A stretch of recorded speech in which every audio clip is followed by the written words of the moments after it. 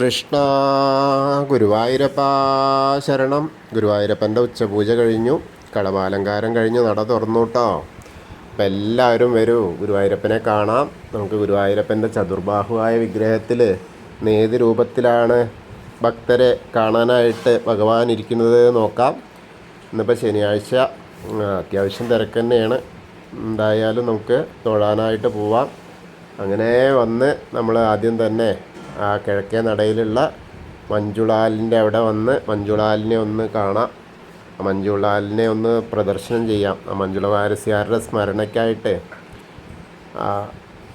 ഉണ്ടാക്കിയിട്ടുള്ള അതൊക്കെ ഒന്ന് കണ്ട് ആ ആലിനെയൊക്കെ കണ്ട് പ്രദർശനം ചെയ്യാം. അതേപോലെ ആ വെങ്കല പ്രതിമ, ഗരുഡൻ്റെ വെങ്കല പ്രതിമ, ശരിക്കും പറഞ്ഞാൽ ഗുരുവായൂരിൻ്റെ മുഖമുദ്രയായിട്ട് തന്നെ തിളങ്ങി നിൽക്കുന്ന ആ ഗരുഡൻ്റെ വെങ്കല പ്രതിമയൊക്കെ കാണാൻ, മഞ്ജുളാലൊക്കെ കാണാൻ വളരെ കൗതുകകരമാണ്. വളരെ നല്ല കാര്യമാണ് ഒന്ന് പ്രദർശനം ചെയ്താൽ. അങ്ങനെ അവിടെ നിന്ന് പ്രദർശനം ചെയ്ത് നമ്മൾ നേരെ വരുന്നു. അങ്ങനെ വരുമ്പോൾ ആ തീയരമ്പലമൊക്കെ കണ്ട് പോസ്റ്റ് ഓഫീസിൻ്റെ മുന്നിലുള്ള ആ ഒരു കരിങ്കല്ലിൻ്റെ വിളക്ക് അതൊക്കെ കണ്ടിട്ട് ഇപ്പം അത് മാത്രമേ ഉള്ളൂ. അതൊക്കെ കണ്ട് അങ്ങനെ വന്ന് നേരെ വരുമ്പോൾ പുതിയ ഗോപുരം കാണാം. ഗോപുരത്തിലുള്ള നിറയെ ഓരോരോ പ്രതിഷ്ഠകളും കണ്ട് തൊഴുത് ആ വാഹന പൂജയുടെ അവിടെയൊക്കെ കടന്ന് അങ്ങനെ നമ്മൾ മേൽപ്പത്തൂർ ഓഡിറ്റോറിയത്തിൻ്റെ പുറകു വശത്തു കൂടെ അങ്ങനെ വന്ന ആ അത്തിമര ഗണപതിയെ കാണാം. അത്തിമര ഗണപതിയെ കാണാൻ വളരെ സുഖമാണ്. 4 പുറത്തുനിന്നും നമുക്ക് കാണാം, ദർശനം കിട്ടും. അവിടെ വന്ന് ഗണേശനെയൊക്കെ കണ്ട് പ്രാർത്ഥിച്ച് അങ്ങനെ നമ്മൾ ആ ഗോപുര നട കഴിഞ്ഞ് അകത്തേക്ക് പ്രവേശിക്കാം. അങ്ങനെ പ്രവേശിച്ച് വാതിൽപ്പടി കയറുകയാണ്. വാതിൽപ്പടി കയറുമ്പോൾ തിരക്കൊക്കെ കാണാം. ഈ പറഞ്ഞ പോലെ വേറൊരു കാര്യം കൂടി അതിൽ പറയാനുണ്ടായിരുന്നു, ഞാൻ പറഞ്ഞതായിരുന്നു. നമ്മുടെ കേശവൻ്റെ 2 കൊമ്പിനും നടുവിലായിട്ട് മഹാലക്ഷ്മി ദേവിയുടെ ഒരു ചിത്രം കൂടി ഉണ്ട് കേട്ടോ. അതും കൂടി ശ്രദ്ധിച്ചോളൂ. വരുമ്പോൾ തിരക്കാവുമ്പോൾ കാണാനൊക്കെ ബുദ്ധിമുട്ടാണ്, എന്നാലും ഒന്ന് ശ്രദ്ധിച്ചോളൂ. അങ്ങനെ അവിടുന്ന് നമ്മൾ അകത്തേക്ക് വാതിൽപ്പടി കയറി ഇടതേ ഭാഗത്തുള്ള മേൽപ്പത്തൂർ നാരായണ ഭട്ടതിരിപ്പാടിൻ്റെ ആ പീഠം നോക്കിയിട്ട് തൊഴാം. കെടാവിളക്ക് കാണാം. അങ്ങനെ അത് കഴിഞ്ഞ് നേരെ വലതേ സൈഡിലുള്ള ആദ്യത്തെ തൂണ് നോക്കിയിട്ട് തൊഴാം. നരസിംഹാവതാരം കാണിച്ചു കൊടുത്ത തൂണാണ്. അതിനുശേഷം നമ്മൾ നേരെ ഭഗവാന്റെ ശ്രീലകത്തേക്ക് ഇങ്ങനെ നോക്കുമ്പോൾ വളരെ മനോഹരമായിട്ടുള്ള കാഴ്ചകളാണ് കാണാനുള്ളത്. ആ നെയ്വിളക്കിൻ്റെ സ്വർണ്ണവിളക്കിലുള്ള നെയ്വിളക്കിൻ്റെ പ്രകാശം നമ്മളിലേക്ക് ഇങ്ങനെ വരും.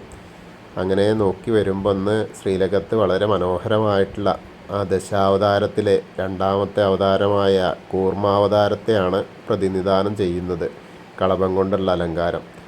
ആ കളഭം കൊണ്ട് ഇങ്ങനെ ചാർത്തിയിട്ട് ആ കൂർമ്മത്തിനെ ആ കളഭം കൊണ്ട് ചാർത്തിയിട്ട് നല്ല ചുവന്ന പട്ടുകളൊക്കെ ഇങ്ങനെ ശൽക്കം പോലെ വെച്ചിട്ടുണ്ട്. 4 കാലുകളും കാണാണ്ട്, വാല് കാണാണ്ട് എല്ലാം തെളിഞ്ഞ് കാണുന്ന ആ ഒരു കാഴ്ചയാണ്. അങ്ങനെ അര വരെ അതങ്ങനെ കൂർമാവതാരമായിട്ട്, അരയ്ക്ക് മേലെ മഹാപ്രഭുവായിട്ട് ചതുർബാഹുവായിട്ടാണ്. ആ ചതുർബാഹുവായ ആ 4 കൈകളും കാണാനുണ്ട്. ശംഖ് ചക്രം കാണാനുണ്ട്. 2 കൈയിൽ അഭയഹസ്ത മുദ്രയുമായിട്ടാണ് കാണാനുള്ളത്. ഗദയും പത്മത്തിനും ബദലായിട്ട് വളരെ മനോഹരമായിട്ട് ഭക്തരെ എല്ലാവരെയും അനുഗ്രഹിക്കാനായിട്ടുള്ള ആ ഒരു അവതാര ലക്ഷ്യത്തോടു കൂടിയാണ് ഇന്നത്തെ ആ കളഭാലങ്കാരം. മാറത്ത് ഒരു ഗോപീതിലകം കൊണ്ട് 5 ഗോപീതിലകം കൊണ്ടുള്ള മാല ചാർത്തിയിട്ടുണ്ട്. പിന്നെ വളയം പോലത്തെ ഒരു മാല ഉണ്ട്. അതേപോലെ മുല്ലമൊട്ട് മാലയുണ്ട്. അങ്ങനെ ആ മാലകളുണ്ട്.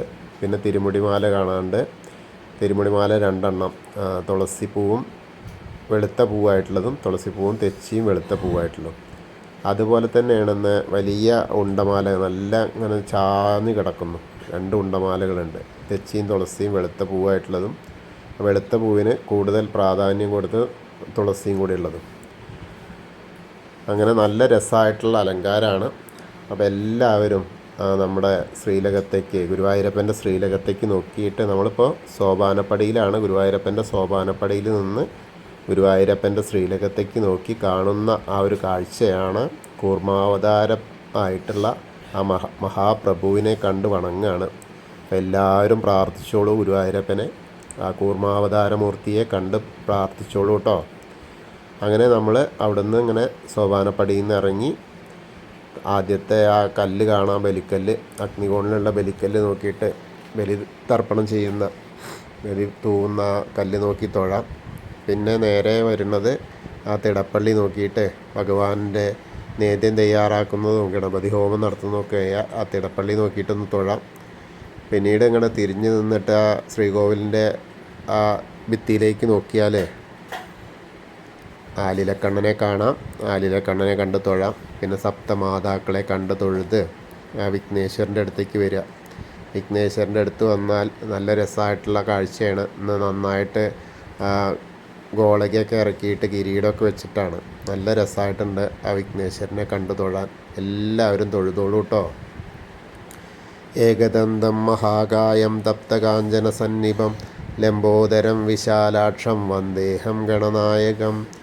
അത് കഴിഞ്ഞാൽ സരസ്വതി അറയിലേക്ക് നോക്കുക. അപ്പോൾ കിടാവിളക്ക് ഇങ്ങനെ കത്തുന്ന കാണാം. സരസ്വതി ദേവിയുടെ ഫോട്ടോൻ്റെ മുകളിൽ 2 മാലകളുണ്ട്, വെളുത്ത പൂവും തുളസിയായിട്ടുള്ളത്. അപ്പോൾ കണ്ട് തൊഴുതോളൂ, പ്രാർത്ഥിച്ചോളൂ. സരസ്വതീ നമസ്തുഭ്യം വരദേ കാമരൂപിണി വിദ്യാരംഭം കരിഷ്യാമി സിദ്ധിർഭവതു മേ സദാ. അങ്ങനെ സരസ്വതി ദേവീനെയും വിഘ്നേശ്വരനെയും കണ്ട് പ്രാർത്ഥിച്ച് വരുമ്പോൾ ആ കോർണറിലെത്തിയ ചെറിയൊരു ഗണപതിയുടെ വിഗ്രഹം കാണാം. ഒന്ന് തൊട്ട് തലോടിയിട്ട് പ്രാർത്ഥിക്കാം. പിന്നെ മത്സ്യം, കൂർമ്മം, വരാഹം, നരസിംഹം വരെയുള്ള രൂപങ്ങളൊക്കെ കാണാം. അതൊക്കെ കണ്ട് തൊഴുത് ആ മേൽശാന്തിയിൽ അവിടെ നിന്ന് അർച്ചന പ്രസാദമൊക്കെ വാങ്ങാം. അങ്ങനെ പ്രസാദമൊക്കെ വാങ്ങിയ പിന്നെ അടുത്ത വാമന രൂപം കാണാം. പിന്നെ ഗജേന്ദ്രമോക്ഷത്തിൻ്റെ ഒരു രൂപം കാണാം. പിന്നെ ഗരുഡൻ്റെ പുറത്തിരിക്കുന്ന മഹാവിഷ്ണുവിനെ കാണാം. അതിനുശേഷം നമ്മൾ നേരെ അനന്തശായിയായ അനന്തപത്മനാഭനെ കണ്ട് തൊഴാം. അനന്തപത്മനാഭൻ്റെ അവിടെ ധാരാളം പൂക്കളങ്ങനെ ഉണ്ട്. ആ ലക്ഷ്മി വിളക്ക് വലിയ ലക്ഷ്മി വിളക്കാണ്. അതിൽ നിറച്ച് നെയ്യ് ഒഴിച്ചിട്ട് ധാരാളം തിരികളിട്ടിട്ട് ഇങ്ങനെ കത്തിയും കൊണ്ടിരിക്കുന്നത്. നല്ല പ്രൗഢോജ്വലമായ തുടക്കം എന്ന് പറഞ്ഞ മാതിരി വളരെ മനോഹരമായൊരു കാഴ്ച. അങ്ങനെ അവിടെയും കണ്ട് തൊഴുത് നമ്മൾ ശ്രീകോവിലിൻ്റെ പുറകുവശത്തായിട്ട് വന്ന് സാഷ്ടാംഗം നമസ്കരിക്കുക. എല്ലാ കാര്യങ്ങളും തുറന്ന് പറയാൻ പറ്റുന്ന അവസ്ഥയാണ്. അവിടെ വന്ന് പ്രാർത്ഥിക്കാം. അതിനുശേഷം നമ്മൾ വീണ്ടും ദശാവതാര വിഗ്രഹങ്ങളൊക്കെ കണ്ട് തൊഴുത് ആ കൃഷ്ണൻ്റെ അടുത്ത് വരുമ്പോൾ ചെറിയൊരു തുളസിമാല ഉണ്ട്. ആ തുളസിമാല അങ്ങനെ ചാർത്തിയിട്ടുണ്ട്. പിന്നെ നല്ലൊരു കുറിയൊക്കെ തൊടിയിച്ചിട്ടുണ്ട്. അങ്ങനെ മുരുകനെ കണ്ട് തൊഴുക. പിന്നെ ഹനുമാൻ സ്വാമിയുടെ അടുത്ത് വരിക. ഹനുമാൻ സ്വാമിയുടെ അടുത്ത് വരുമ്പോൾ ഒരു വെറ്റിലമാലയുണ്ട്. ധാരാളം കുങ്കുമം കൊണ്ടുള്ള അഭിഷേകം നടന്നിട്ടുണ്ട്. അപ്പോൾ എല്ലാവരും ഹനുമാൻ സ്വാമീനെ പ്രാർത്ഥിച്ചോളൂ കേട്ടോ. ത്വമസ്മിൻ കാര്യനിര്യാഗേ പ്രമാണം ഹരിസത്തമ ഹനുമാൻ യജ്ഞമാസ്തായ ദുഃഖക്ഷയകരോ ഭവ മനോജവം മാരുതതുല്യവേഗം ജിതേന്ദ്രിയം ബുദ്ധിമതാം വരിഷ്ഠം വാദാത്മജം വാനരയൂഥമുഖ്യം ശ്രീരാമദൂതം ശിരസാ നമാമി. ബുദ്ധിർബലം യശോധൈര്യം നിർഭയത്വം അരോഗത അജാഡ്യം വാക്പടുത്വം ഹനുമസ്മരണാത് ഭവേത്. ഓം നമോ ഭഗവതേ ആഞ്ജനേയായ മഹാബലായ സ്വാഹ. ഹനുമാൻ സ്വാമിയെ കണ്ട് തൊഴുതു. അങ്ങനെ അടുത്ത രാധാകൃഷ്ണ വിഗ്രഹം കണ്ട് തൊഴുതു. അങ്ങനെ വരുമ്പോൾ ഓവിൻ്റെ അവിടെ വന്ന് പ്രാർത്ഥിക്കാം. അതിനുശേഷം കുറച്ച് പടിഞ്ഞാട്ട് മാറിയാൽ ആ താമരക്കണ്ണനെ കണ്ട് തൊഴാം. സ്ഥാനചലനം വന്ന താമരക്കണ്ണനെ കണ്ട് തൊഴാം.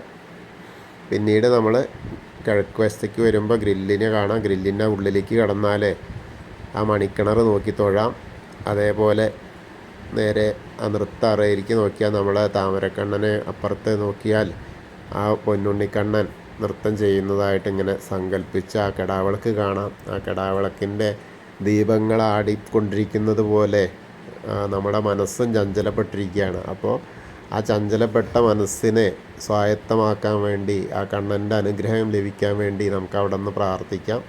അപ്പോൾ നമ്മുടെ പൊന്നുണ്ണിക്കണ്ണൻ നൃത്തം ചെയ്യുന്നത് ഏത് രൂപത്തിലാണോ നമ്മൾ ചിന്തിക്കുന്നത് ആ രൂപത്തിൽ നമ്മളെ മനസ്സിലേക്ക് പ്രതിഷ്ഠിക്കുക.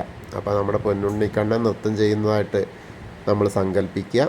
അപ്പോൾ ആ ഒരു ദർശനം നമുക്ക് ലഭിക്കും. അങ്ങനെ വരുമ്പോൾ പിന്നീട് നമ്മൾ ആ കുറൂരമ്മേനെയും നാരദനെയും അതേപോലെ വസുദേവരെയും അനന്തൻ്റെ ആ ഒരു കടാക്ഷത്തിൽ അനന്തൻ്റെ സുരക്ഷിതത്വത്തിൽ ആ ഉണ്ണിയെ കൊണ്ടുപോകുന്ന വസുദേവരെയൊക്കെ കണ്ട് തൊഴുത് വടക്കേ നടയിലൂടെ പുറത്ത് വരാം. പുറത്ത് വരുന്നത് നോക്കിയാൽ ആ പ്രസാദ കൗണ്ടറിൻ്റെ അവിടെ നിന്ന് അത്യാവശ്യം നല്ല തിരക്കുണ്ട് കേട്ടോ. അപ്പോൾ ചന്ദനം തീർത്തും വാങ്ങാൻ കുറച്ച് നേരം നിൽക്കേണ്ടിയിരുന്ന തോന്നുന്നു. അങ്ങനെ വന്ന് അവിടുന്ന് ചന്ദനം തീർത്തൊക്കെ വാങ്ങി എടത്തരികത്തുകാവിലെ ഭഗവതീനെ കാണാനായിട്ട് പോവാം. ഭഗവതിയുടെ അവിടെ അത്യാവശ്യം നല്ല തിരക്ക് തന്നെയാണ്. അങ്ങനെ തിരക്കിലൂടെ നമുക്കങ്ങനെ പോയി ഭഗവതിയെ കാണാം.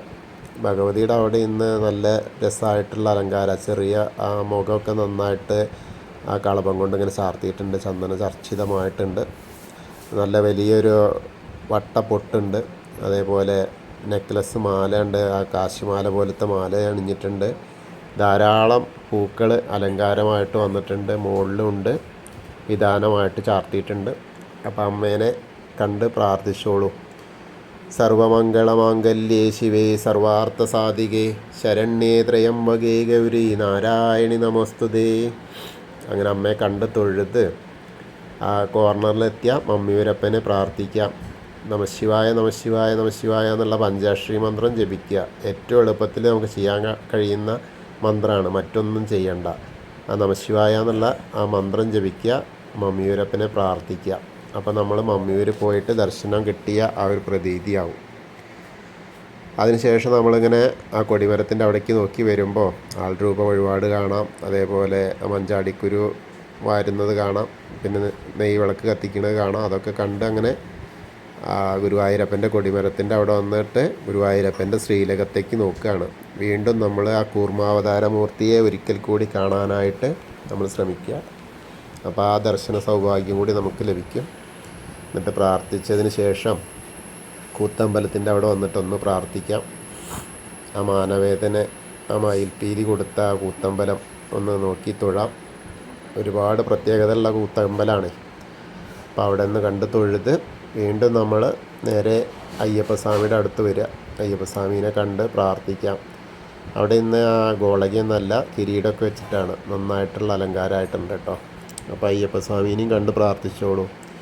ഭൂതനാഥ സദാനന്ദ സർവഭൂതദയാപര രക്ഷ രക്ഷ മഹാബാഹു ശാസ്തേ സ്തുഭ്യം നമോ നമ. ഭൂതനാഥനെ കണ്ട് പ്രണമിച്ച് ഒന്ന് പ്രദക്ഷിണമായിട്ട് വന്ന് പടിഞ്ഞാറ നടയിലുള്ള ദീപസ്തംഭത്തിൻ്റെ വേണുഗോപാലിനെയും കാണാം. അതേപോലെ കുറച്ച് പിന്നോട്ട് ഇറങ്ങുന്ന കൊടിമരത്തിൻ്റെ മുകളിലുള്ള ഗരുഡധ്വജനെയും കണ്ട് തൊഴാം. ആ തൊഴൽ കഴിഞ്ഞ് നമ്മൾ പടിഞ്ഞാറ നടയിൽ കൂടെ പുറത്തേക്ക് കിടന്ന് ഇനി നമ്മൾ ആ രുദ്രതീർത്ഥത്തെ കണ്ട് ഒന്ന് പ്രദക്ഷിണം ചെയ്യാം. ആ അന്നലക്ഷ്മി ഹാളിൻ്റെ അധീനം വരുമ്പോൾ അവിടെ നിന്ന് തിരക്കുണ്ട് കേട്ടോ.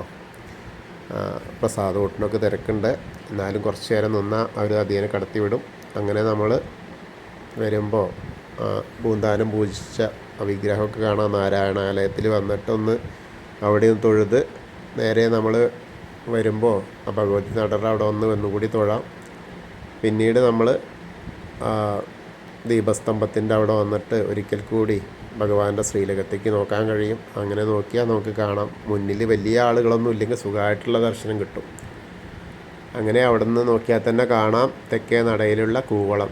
ആ കൂവള മരത്തെ ഒന്ന് പോയിട്ട് പ്രണമിക്കാം, ഒന്ന് പ്രദക്ഷിണം ചെയ്യാം. അപ്പോൾ മഹാദേവനും ശ്രീ പാർവതി ദേവിയുടെയൊക്കെ അനുഗ്രഹം നമ്മൾക്കുണ്ടാവും. അങ്ങനെ നമ്മൾ ഇന്നത്തെയും ഗുരുവായൂരപ്പൻ്റെ ഉച്ചപൂജയും കളഭാലങ്കാരമൊക്കെ ദർശിച്ചു, കുളപ്രദക്ഷിണമൊക്കെ നടത്തി. അപ്പോൾ എല്ലാവർക്കും ആ ഗുരുവായൂരപ്പൻ്റെ അനുഗ്രഹം ലഭിക്കും. കൃഷ്ണായ വാസുദേവായ ഹരയേ പരമാത്മനെ പ്രണതക്ലേശനാശായ ഗോവിന്ദായ നമോ നമ. ഹരേ കൃഷ്ണ. ഗുരുവായൂരപ്പാ ശരണം.